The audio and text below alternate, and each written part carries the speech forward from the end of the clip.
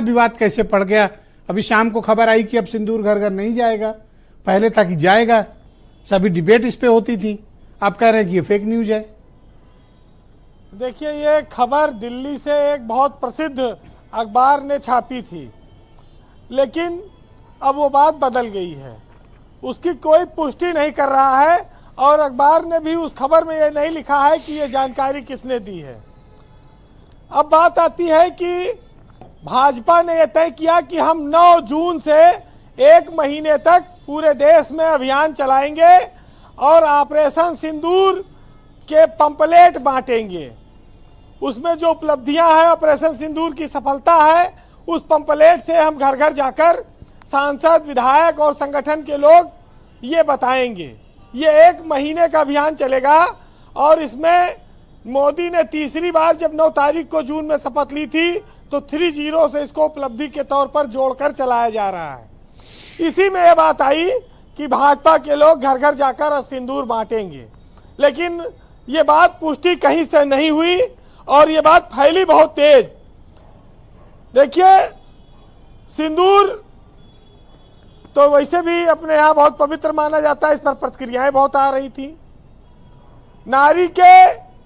नारीत्व का प्रतीक है, सौंदर्यता का प्रतीक है, श्रृंगार का प्रतीक है। अगर सिंदूर नहीं है तो जीवन सफेद है, स्याह है।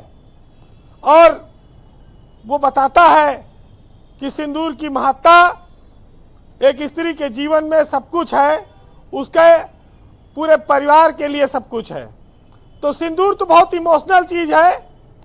अब आप पूछा जा रहा था कौन दे सकता है सिंदूर, तो पंडित कोई प्रकांड बता सकता है कि कौन कौन दे सकता है। शादी के दौरान आदमी अपनी पत्नी के मांग में डालता है।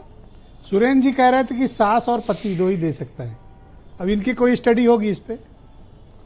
देखिए, सुरेंद्र जी स्पष्टवादी आदमी है, लेकिन महिलाओं के मामले में उनकी जानकारी, कर्मकांडों के मामले में जानकारी उनकी अच्छी है।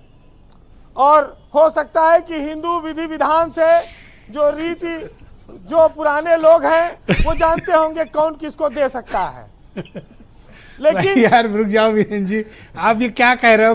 ऐसा नहीं, मतलब राजपूत जी को कर्मकांड की जानकारी है, वो तो यही तो कह रहे हैं वो। अच्छा, और कुछ शादी वैवाहिक परंपराएं देखिए नौजवान लोग तो ज्यादा जानते नहीं जी। अब जिसकी रात भर बैठा के अपने हिंदू धर्म में शादी लंबी लंबी हुई है, जिसने कई शादियां कराई हो, उन लोगों को इसकी जानकारी बेहतर है। आप बता दो, आप अपनी हुई थी कि नहीं? नहीं, हमारा तो हुआ था, लेकिन हम दूसरी नहीं करा पाए। हमारा अफसोस है आपको, इतना दुखी क्यों हो रहे हैं? अभी बूढ़े नहीं हुए। अब अपनी बारात में कौन दूल्हा मजा ले पाया है? राजेश जी, आप भी शादी कब होगी पता नहीं चलता है, इतना उसी में आदमी उलझा रहता है। यहाँ दूसरी तरह की तकलीफों की चर्चा होने लगी, आप लोग मुद्दे पर हो भाई। देखिए, डिबेट किस पे थी, यहाँ किस पे गई? ये सुरेंद्र राजपूत जो न कराए। बोलिए वीरेंद्र जी। ब्रजेश जी, भारत ने जो सीज फायर किया वो अपनी शर्तों पे किया, ये बात अब साबित हो चुकी है। और ऑपरेशन सिंदूर अपने मकसद में कामयाब रहा, ये भी हम मानते हैं और कह सकते हैं, क्योंकि ऐसी चर्चा है कि 10 मई की रात को जो अटैक किया भारत ने, उसके साथ ही पाकिस्तान ने 2 बार अनुरोध किया कि सीज फायर कर लिया जाए।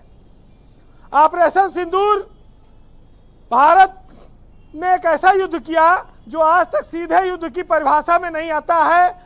आप ये कह सकते हैं कि ऑपरेशन सिंदूर ने युद्ध की परिभाषा बदल दी है और वो उसने कहा कि हम टारगेट ओरिएंटेड फाइट करेंगे, और वो दिखाया है।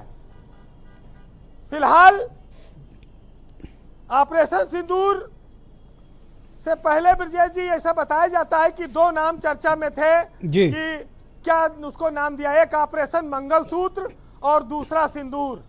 इस पर बहुत लंबी बहस हुई भारत की सरकार में और आखिरी में ये फाइनल हुआ कि इस ऑपरेशन का नाम सिंदूर रखा जाए। ये बातें कुछ बताई गई हैं, इससे चर्चा है जो चल रही है।